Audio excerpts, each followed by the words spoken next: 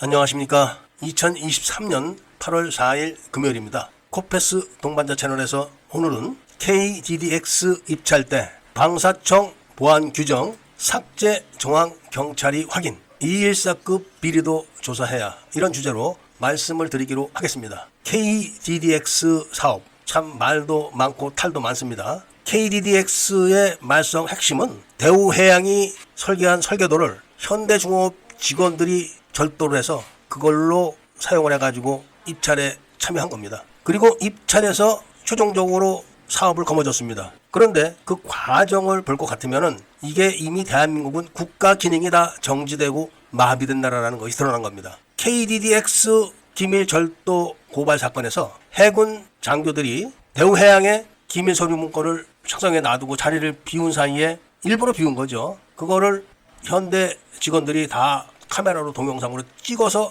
가져갔다는 겁니다. 그것이 법원에서 이미 확정 판결이 나가지고 해군 장교들 3명하고 현대중공업 직원들 10여 명 이상이 유죄 판결을 이미 받았습니다. 그런 기밀 탈취 사건이 있으면 당연히 입찰에서 제외가 되는 것이 통례인데 오히려 입찰에 응찰해가지고 사업을 거머쥔 겁니다. 그거를 경찰이 들여다봤더니 바로 보안 규정에 대한 조항을 방사청이 삭제한 겁니다. 그러니까 남의 회사 기밀을 절도를 해도 점수를 빼는 그런 규정이 사라졌으니까 당연히 현대중공업이 이겨가지고 사업을 먹은 겁니다. 그래서 그거를 대우해양이 사라지고 하나오션이 다시 회사를 장악했을 때 감사원에다 지금 감사 신청을 요구했습니다. 그런데 현대중공업은 그런 사실이 없다고 팔벌 뛰었지만 이미 경찰에서 방사청이 그런 보안 규정을 삭제한 것을 확인한 겁니다. 그런데 방사청 규정이 또 웃깁니다. 삭제한 게 아니라 여론이 너무 보안 규정이 강화돼서 그렇다. 그래서 뺐다는 겁니다. 또 어떤 때는 보안 규정이 약하기 때문에 강화해라. 그럴 땐 또 강화한다는 겁니다.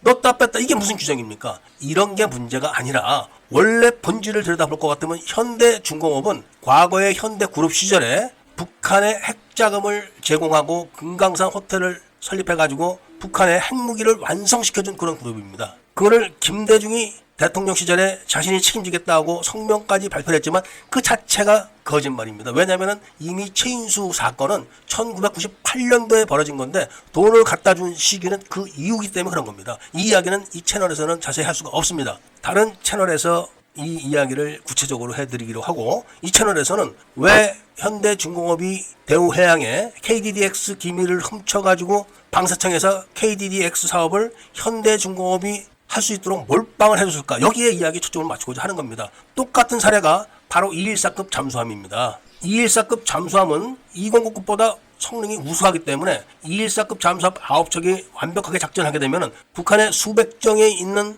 잠수정들이 꼼짝 못하게 됩니다. 그래서 이걸 못쓰게 만들기 위해서 잠수함을 한 척도 건조해본 경험이 없는 현대중공업에다가 214급을 몰빵해주기 위해서 잠수함 사업 단장은 원래 잠수함 함장 출신들이 맡는 겁니다. 그런데 배라고는 수상함도 안 타본 보안사 해군 중령을 대령으로 승진시켜가지고 잠수함 사업 단장을 시킨 겁니다. 바로 이것이 청주회 장군들의 음모였었죠. 공작.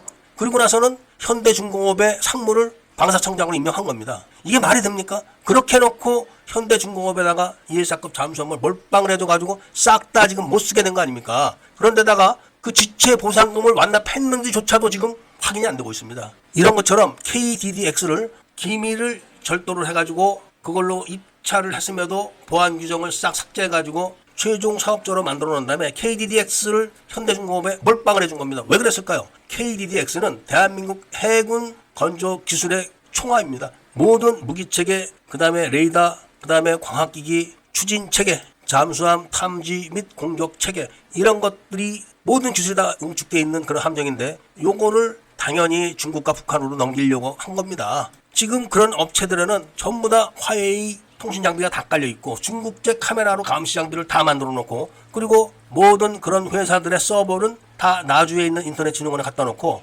조선족들이 또는 중국인들이 다 그거를 조절해가지고 실시간으로 가져가는 것은 이미 다 알려져 있습니다. 왜 갑자기 북한이 최신 무인기를 공개했을까요? 그것은 북한이 자신들의 정보력을 과시하는 겁니다. 이미 카이에서 KF-21이 2차례나 해킹됐다고 경찰에 자진신고를 했어도 카이에 있는 통신 장비를 뭐 교체했다거나 감시 장비를 교체했다거나 아니면 그 수사를 했다거나 이런 내용이 전혀 없습니다. 그렇기 때문에 현대중공업이 몰빵을 해서 갖고 있는 KDDX 사업권을 다시 재조사를 해가지고 박탈을 해야 됩니다. 그리고 214급 잠수함 사업도 재조사를 해야 됩니다. 이게 국가의 본래 모습이고 그런 기능이 살아있어야지만 국가로서 존재 가치가 있는 것이라는 말씀을 드리면서 오늘 이야기를 마치고자 합니다. 애국 시민분들과 밀매분들께서는 구독을 꼭 해주시고 좋아요와 알림 설정을 부탁드리면서 이야기를 들어주신 데 대해서 감사드립니다.